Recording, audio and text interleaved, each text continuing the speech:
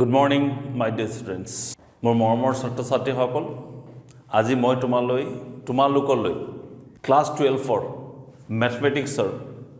এটা topic discussion কৰিম, অৰ্থাৎ চেপ্টাৰ ডিসকাশন কৰিম। চেপ্টাৰটোৰ নাম হৈছে সম্বন্ধ আৰু ফলন। তাৰে ভিতৰত এটা টপিক হৈছে সম্বন্ধ বা সমতুল্যতা সম্বন্ধ। এই বিষয়ে মই আজি তোমালোকৰ সৈতে বিতংভাৱে আলোচনা কৰিম, সংজ্ঞা দিম আৰু লগতে উদাহৰণৰ সহায়ত মই বুজাবলৈ চেষ্টা কৰিম। আৰু মন কৰিবলগীয়া যে এই ভিডিঅ'টো প্ৰায় মই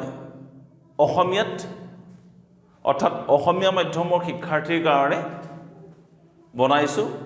গতিকে গোটেইখিনি বস্তু অসমীয়াত থাকিব। খালি প্ৰথমতে মই এটা কৈ লৈছোঁ, যেহেতু অসমীয়া লিখাটো খুব কমেই হৈছে আজিকালি, গতিকে দুই এটা যদি বানান স্পেলিং মিষ্টেক হয় বা ভুল হয় তেতিয়াহ'লে এইটো তোমালোকে শুধৰাই ল'বা বুলি মই আশা কৰিছোঁ। এনিৱে, প্ৰথমতে সম্বন্ধৰ কথা আলোচনা কৰিবৰ কাৰণে মই আগবাঢ়িছোঁ। সম্বন্ধ তোমালোকে একাদশ শ্ৰেণীত পাইছে। এতিয়া সম্বন্ধ বুজাবৰ কাৰণে সদায় মনত ৰাখিবা, সম্বন্ধ এটাক কিহেৰে ৰিপ্ৰেজেণ্ট কৰে? আৰেৰে ৰিপ্ৰেজেণ্ট কৰে। তাৰ কাৰণে মই দুটা অৰিক্ত সংহতি লৈছোঁ। মই অৰিক্ত সংহতি হৈছে এ আৰু বি মই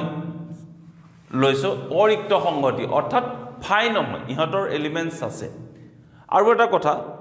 সম্বন্ধ বুজাবৰ কাৰণে প্ৰথমতে তোমালোকক দুটা কনচেপ্ট প্ৰয়োজন হ'ব। এটা হৈছে উপসংহতি আৰু এটা হৈছে কাৰ্টেজীয় গুণফল। উপসংহতি কাক কয়? ধৰি ল'লোঁ কেপিটেল এ এটা ছেট, ইয়াৰ মৌল হৈছে 1 2 3,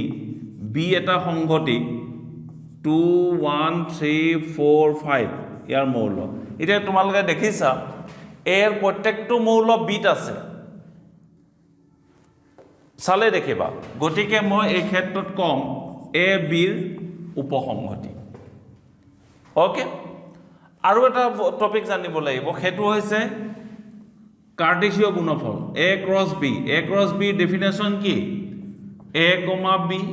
such that small a belongs to capital A, small b belongs to capital B। ইয়াক কাৰ্টেজীয় গুণফল বুলি কোৱা হয় যদি এ আৰু বি অৰিক্ত সংহতি হয়। যেনে মই এটা উদাহৰণৰ সহায়ত বুজাব পাৰোঁ, এ 1 2 আৰু বি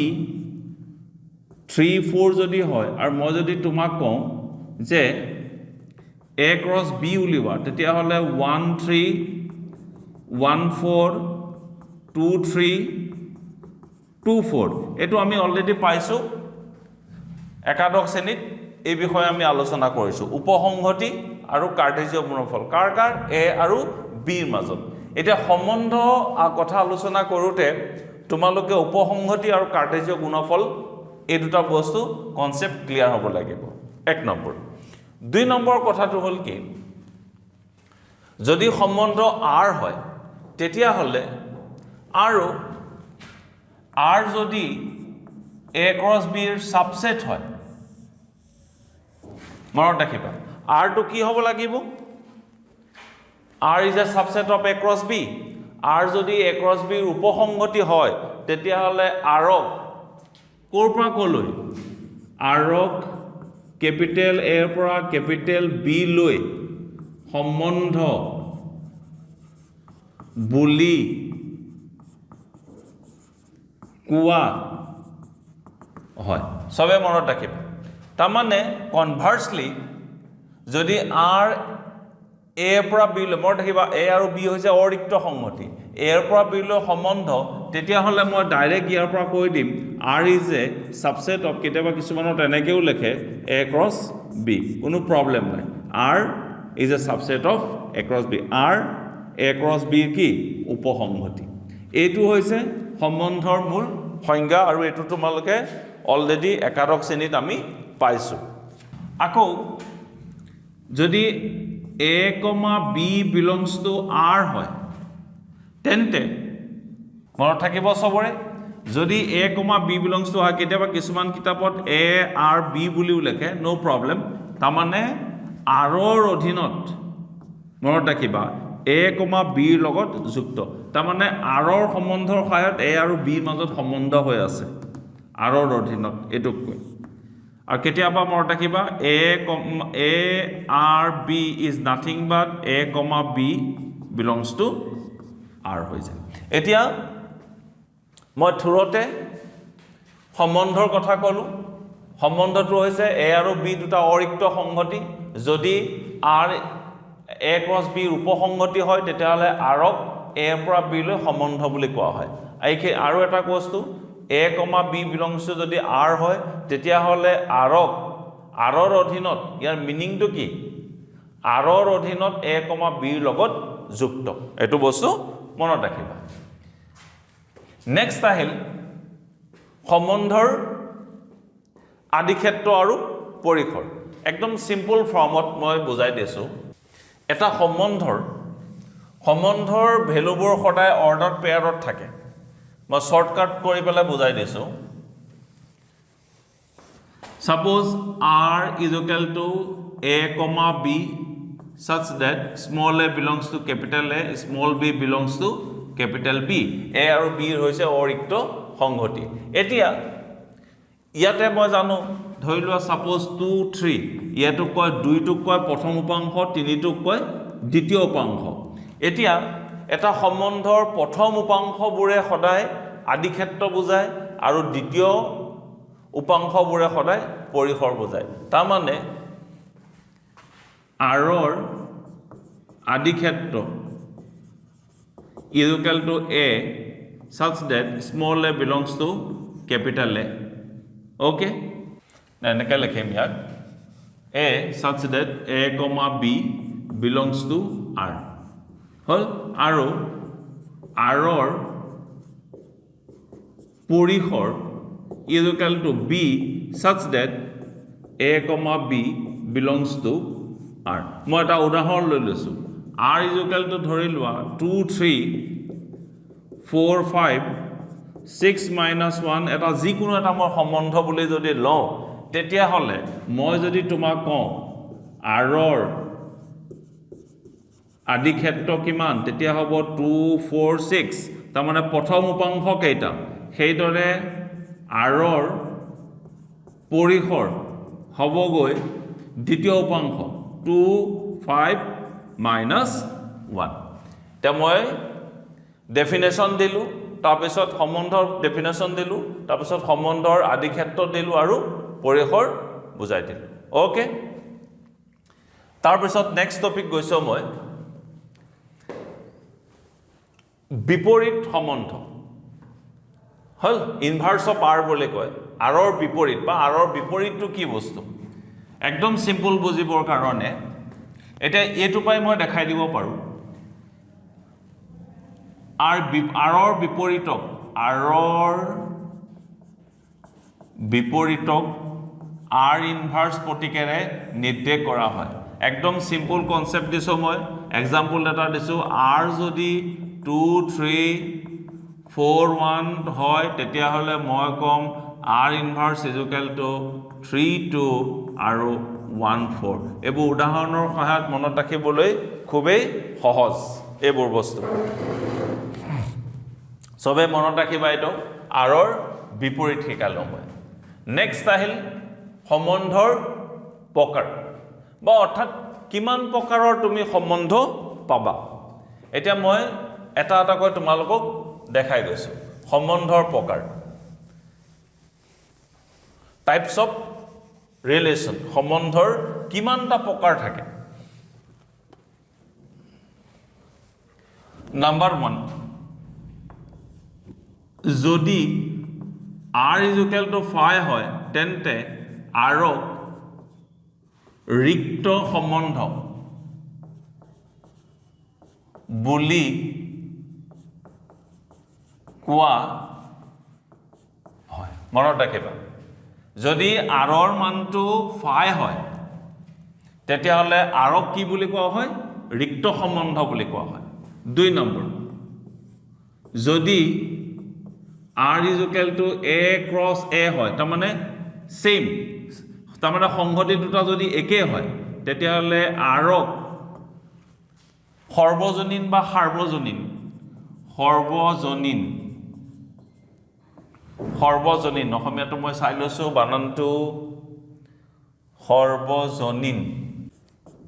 সম্বন্ধ বুলি কোৱা হয় তাৰমানে r ইজুকেলটো যদি a ক্ৰছ a হয়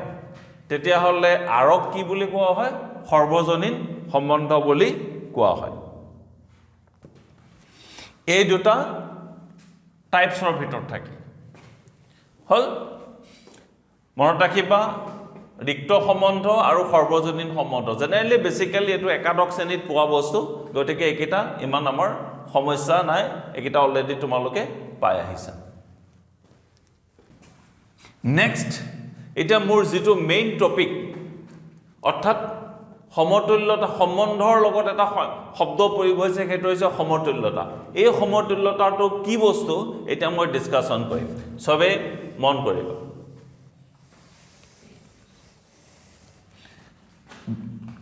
ক্যাপিটেল A সংঘটিত R এটা সম্বন্ধ দাৰি আৰক number 1 প্ৰতিফলনীয়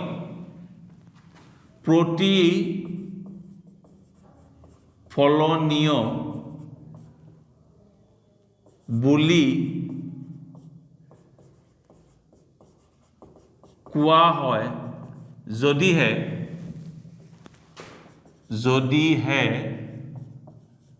small a comma small a belongs to capital R for all values of small a belongs to capital A হয় এই small a to কাৰ মৌল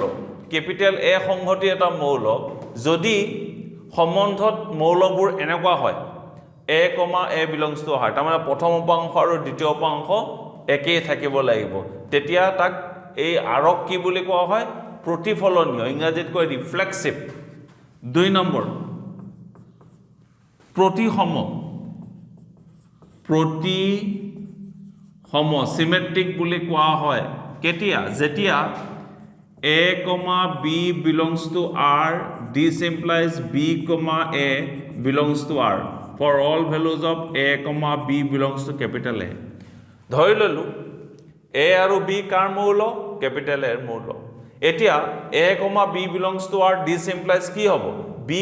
a belongs to যদি R হয় অৰ্ডাৰ পেয়াৰবোৰ এনেকুৱা যদি হয় তেতিয়া হলে তা কি সম্পৰ্ক বুলি ক'ব প্ৰতিসম বুলি ক'ব আৰু এটা আছে 3 নম্বৰ সংক্ৰামক অসমীয়াটো সংক্ৰামক বুলি কোৱা হয় কেতিয়া যেতিয়া a, b belongs to R b, c belongs to R this implies a, c belongs to R হয় for all values of a, b, c belongs to capital A এই তিনটা সম্বন্ধ সবে মনত ৰাখিব লাগিব এই ক্লাস 12 এই টপিকটো পঢ়িবৰ কাৰণে এই তিনটা ডেফিনেশনৰ সংজ্ঞাৰ ওপৰতে আমি গোটেই চেপ্টাৰটোৰ অংকবোৰ সমাধান কৰিম এটা হল প্ৰতিফলনীয় a, a belongs to R এটা হল প্ৰতিসম a, b belongs to R this implies b, a belongs to R 3 নম্বৰটো হৈছে সংক্ৰামক a, b belongs to R b, c belongs to R this implies a, c belongs to R যত a, b, c হৈছে কাৰ মৌল capital A সংঘটিত মৌল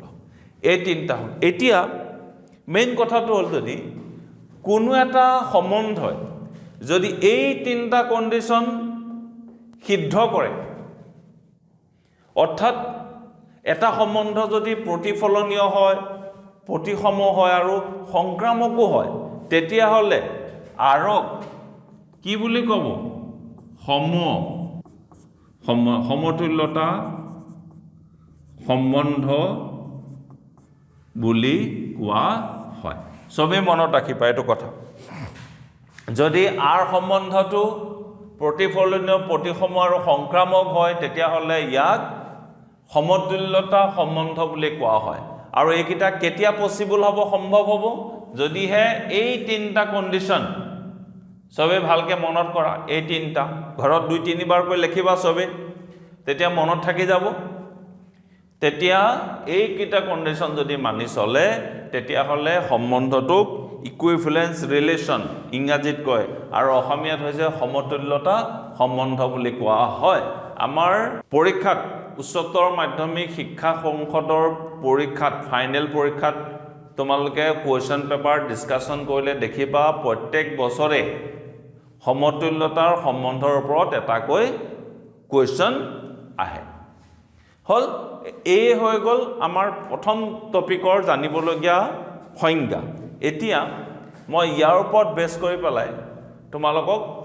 কেটামান অংক কৰি দিম খুবেই ইম্পৰ্টেন্ট অংক কৰি দিম আৰু বুজাই দিম তেতিয়াহে তোমালোকৰ কনসেপ্ট অৰ্থাৎ যেটো ধাৰণা সমতুল্যতা সম্বন্ধৰ ওপৰত তাৰ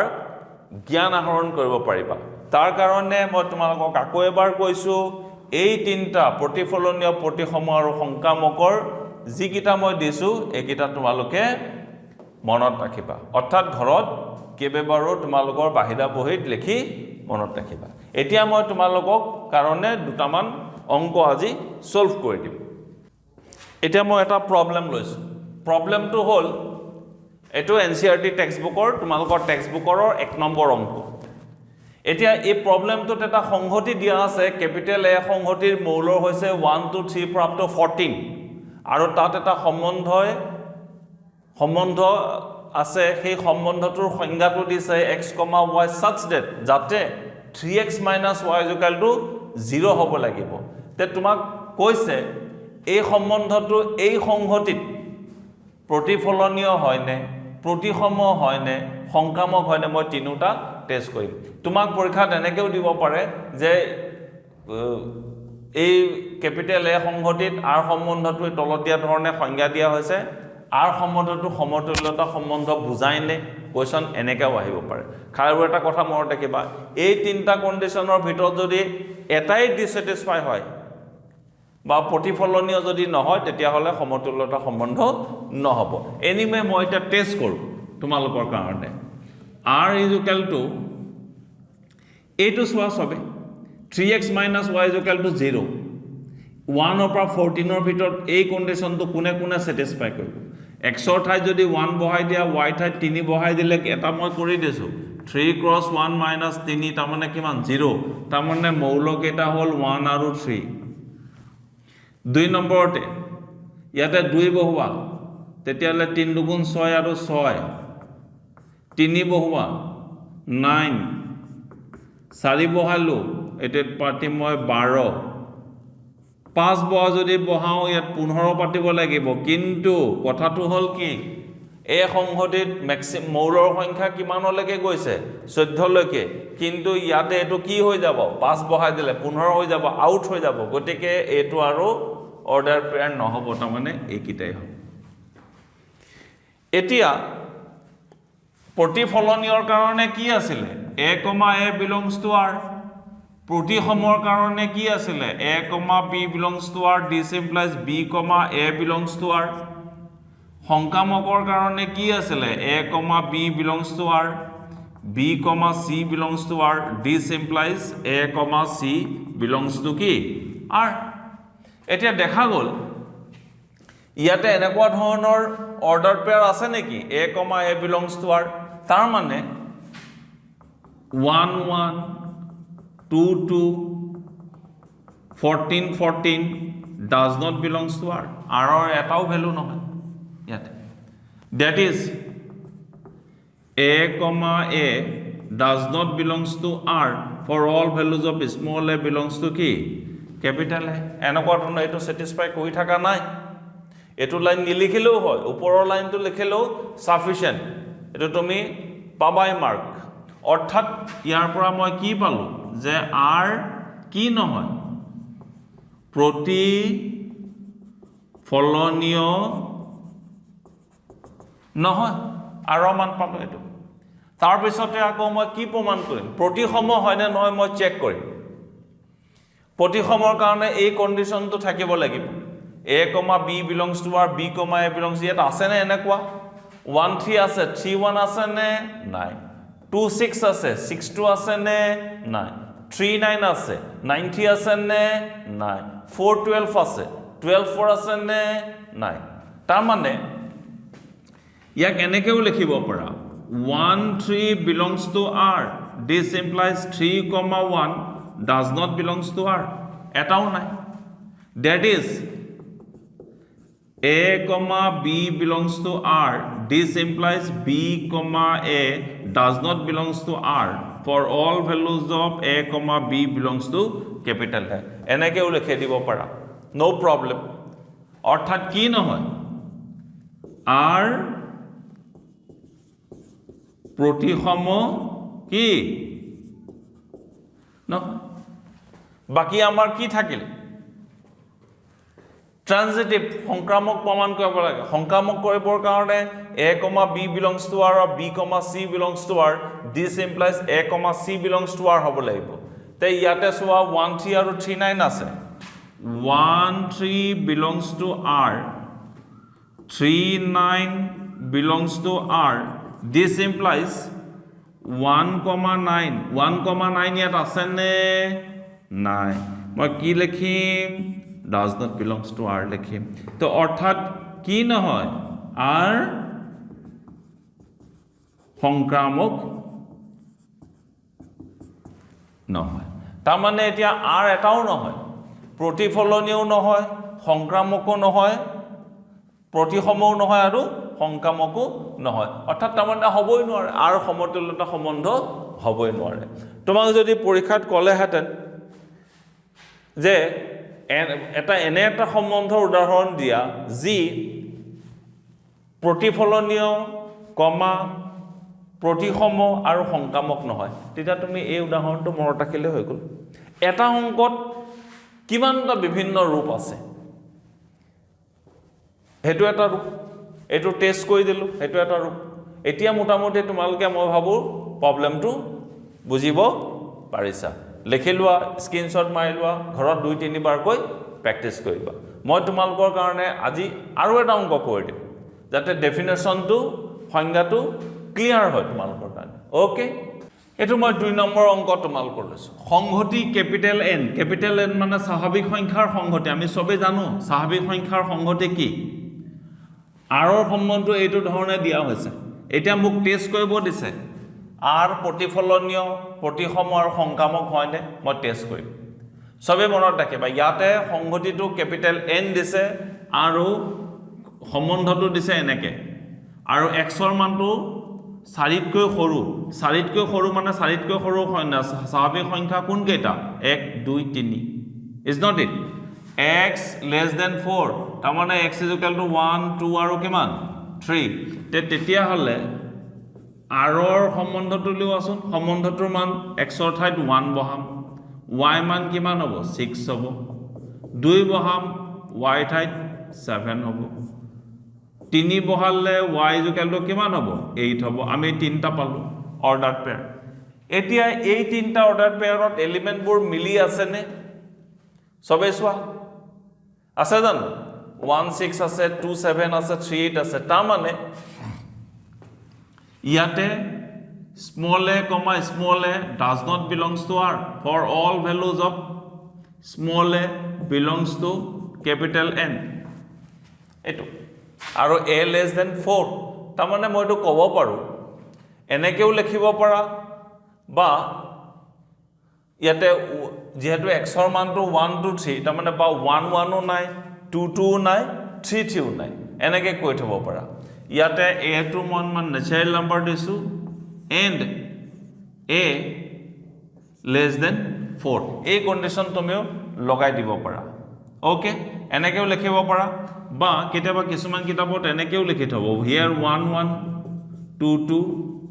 3 3 মই সব অপচন দি দিছো তোমালোকৰ কাৰণে does not belongs to R does not belongs to R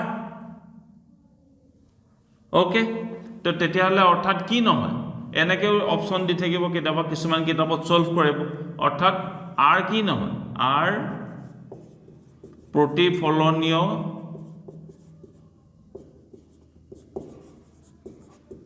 নহয় এটা মান পালো আৰু তুমি ইয়াতে চাব পাৰা প্ৰতিসমৰ কাৰণে মইতো কৈছিলো a, b belongs to r, this implies কি হ'ব লাগিব b, a belongs to r হ'ব লাগিব এতিয়া 1 6 আছে কিন্তু 6 1 আছে নে does not belongs to r 2 7 আছে কিন্তু কমিট যুগল 7, 2 কমিট যুগল বুলি কয় অৰ্ডাৰ পেয়াৰ নাই 3 8 আছে this implies 8, 3 আছে নে নাই এ কি নহয় r কি নহয় প্ৰতি সম নহয় ডেটা দেখালো আৰু এটা আছে ট্ৰানজিটিভ সংক্ৰামকৰ কাৰণে চোৱা এনেকুৱা অৰ্ডাৰ পেয়াৰ আছে জানো নাই এটাও মিলি থাকা নাই তাৰ মানে a, b belongs to r, b, c belongs to r, this implies a, c does not belongs to r. For all values of a, b, c belongs to natural number less than 4 দিব লাগিব কাৰণ এই কন্ডিশনটো দি দিছে এই কিটাই satisfy নকৰে ABC natural number মই less than 4 লিখি দিছো তাৰ মানে natural number কিটা কাটকৈ সৰু হ'ব লাগিব চাৰিতকৈ সৰু হ'ব লাগিব এটো ধৰণেও লিখিব পাৰা বা বেলেগ ধৰণে তুমি এটো ইয়াতো বনাব পাৰি আকৌ বনাব পাৰি ইচ্ছা কৰিলে বিভিন্ন ধৰণে এক্সপ্ৰেছ কৰিব পাৰি এইবিলাক বস্তু একো প্ৰবলেম নাই এনেকৈ তুমি লিখি থলে হৈ গ'ল গতিকে সংক্ৰামক নহয় বা এটো যদি আৰু এটা দিগদাৰ লাগিছে মই তেতিয়াহলে আৰু এটা ধৰণে মই কৰিব পাৰো যে যদি ধৰি লোৱা তোমালকে যদি এটো দিগদাৰ পাইছা মই আৰু এটা ধৰি ললো x, y belongs to r, y, z belongs to r, that is y is equal to কিমান হ'ব x plus 5 আৰু z is equal to কিমান হ'ব y plus 5 therefore ইয়াৰ পৰা মই কি দেখাই দিব পাৰো যে z is not equal to x plus 5 এটো ওলাই গ'ল তাৰ মানে x z does not belongs to r এনেকেও তোমালকে প্ৰমাণ কৰি ল'ব পাৰা যদি দিগদাৰ পাইছা বুজিবলৈ সহজ এটোই সহজ আৰু এটো একেবাৰে easy x, y belongs to r ধৰি লও ইয়াৰ পৰা y is equal to x plus z y z x z equal to is not equal to this গতিকে r কি নহয় সংক্ৰামক নহয় এটো তোমালকে লিখিব পাৰা বিভিন্ন কিতাপৰ বিভিন্ন ধৰণে লেখে কেতিয়াবা কিছুমান কিতাপৰ লেখা 1 6 আছে কিন্তু 6 আৰু প্ৰথম উপাংশ 6 জাতীয় কোনো কমিট যুগল ইয়াত নাই এনেকেও লিখি দিব পাৰে r is not তেতিয়াও r is সংক্ৰামক নহয় বিভিন্ন ধৰণে এবিলাক লেখে ওকে সো আৰু এটা প্ৰবলেম কৰি দিম মই আজি এটো মই 3 নম্বৰ প্ৰবলেম লৈছো 3 নম্বৰটো কৈছে ক্যাপিটেল A সংহতিত r সম্পৰ্কটো এনেকৈ দিছে x, y such that x ৰ দ্বাৰা y বিভাজ্য তাৰ মানে y যিমানবোৰ সেকেন্ড কম্পোনেন্ট থাকিব কিহতক কিহেৰে ডিভাইড যাব x ৰ সহায়ত বিভাজ্য যাব গতিকে তোমালোকে প্ৰথমতে r2 বনোৱা r2 এনেকুৱা কিছুমান মই অৰ্ডাৰ পেয়াৰ লম 1 পৰা 6 ৰ ভিতৰত যিবোৰত নেকি y বোৰ সদায় কাৰ দ্বাৰা হৰণ যাব x ৰ দ্বাৰা 1 1 1 2 1 3 1 4 1 5 1 6 so 1 2 3 4 5 6 হবক x ৰে হৰণ যাব তাৰ পিছত আহিল 2 ৰে দিয়া 2 2 2 4 2 6 3 ৰে 3 3 আৰু 3 6 যাব 4 ৰে 4 4 আৰু 4 ৰে না যায়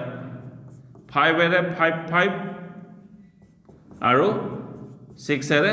6 6 এই কিটাই হৈছে আমাৰ অৰ্ডাৰ পেয়াৰ জি x ৰ দ্বাৰা y বিভাজ্য এই কন্ডিশনটো যদি ইম্পোজ কৰো তেতিয়ালে মই এই কিটা অৰ্ডাৰ পেয়াৰ পাম এতিয়া ইয়াতে তুমি চোৱা 1 1 আছে 2 2 আছে 3 3 আছে 4 4 আছে 5 5 আছে 6 6 আছে ইয়াত এ ক্যাপিটেল এ সংহতিত যিমানটা মূল আছিল গোটে কিটাৰে আছে belongs to r তাৰ মানে মই ইয়াৰ পৰা কি ক'ব পাৰিম r কি হয়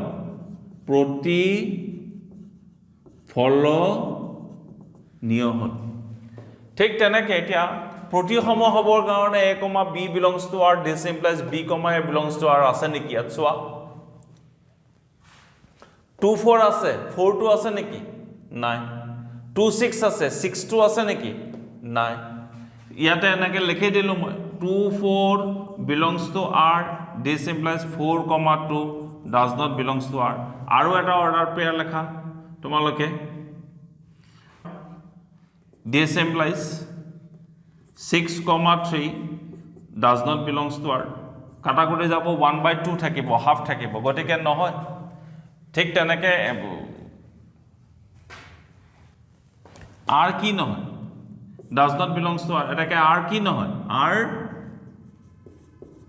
প্ৰতিসম নহয় কিছু ক্ষেত্ৰত ডিভাইড গলেও হাফ আহি যাব একাৰণে নহব ঠিক তেনেকৈ তুমি এই দুটা order pair 2 4 belongs to r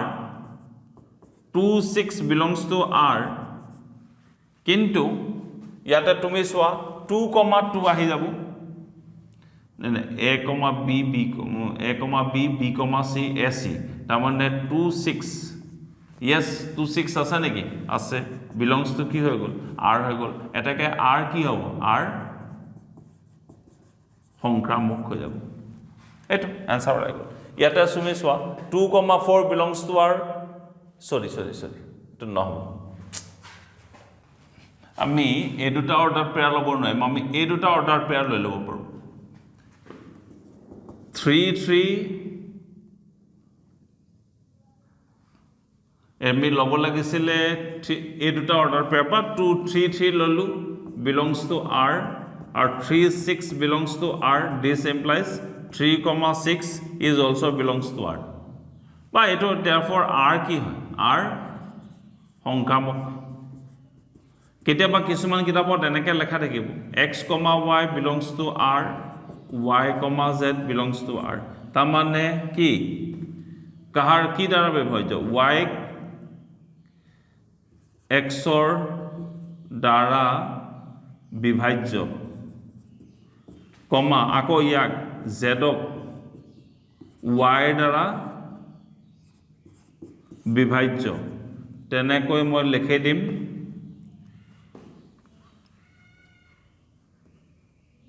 z ক x ৰ দ্বাৰা বিভাজ্য এনেকেও লিখিব পাৰা এটো ধৰিলে তোমালোকক লিখিলে এটো খেলিমেলি হৈ ল'ব গতিকে এটো অৰ্ডাৰ পেয়াৰকে লিখি থৈ দিয়া সংক্ৰামক ইমান প্ৰবলেম নাই আৰু এটা ল'ব পাৰা ইচ্ছা কৰিলে এই দুটা লৈ লোৱা 2, 2 belongs to r আৰু 2, 4 belongs to r this implies মই ইয়াৰ পৰা লিখিব পাৰোঁ 2, 4 belongs to k r হৈ গ'ল নো প্ৰবলেম এটাকে r কি হৈ গ'ল সংক্ৰামক হৈ গ'ল গতিকে আজি মই তোমালোকৰ কাৰণে এইকেইটা প্ৰবলেম কৰি দিছো যাতে তোমালোকৰ সংজ্ঞাটো খুব ধুনীয়াকৈ মনত থাকে নেক্সট ভিডিঅ'ত অৰ্থাৎ মোৰ লেকচাৰটোত মই আৰু কেইটামান প্ৰবলেম কৰি দিম যাতে সমতুল্যতা সম্বন্ধৰ প্ৰবলেম কোৱেশ্চন আহিলে তোমালোকৰ কোনো ধৰণৰ খেলিমেলি নহয় এইখিনিতে মই অনুৰোধ কৰিব বিচাৰিছোঁ যদি ভিডিঅ'টো মোৰ ভাল পাইছা বুজি পাইছা অংকবোৰ তেন্তে তোমালোকৰ ফ্ৰেণ্ডবোৰক যিমান পাৰা শ্বেয়াৰ কৰিবা বুলি আশা ৰাখিলোঁ থ্যাংক ইউ ভেৰি মাচ মই নেক্সট ভিডিঅ'ত তোমালোকৰ কাৰণে আকৌ সমতুল্যতা সম্বন্ধৰ ওপৰত ডিছকাশ্যন কৰিম থ্যাংক ইউ বাই বাই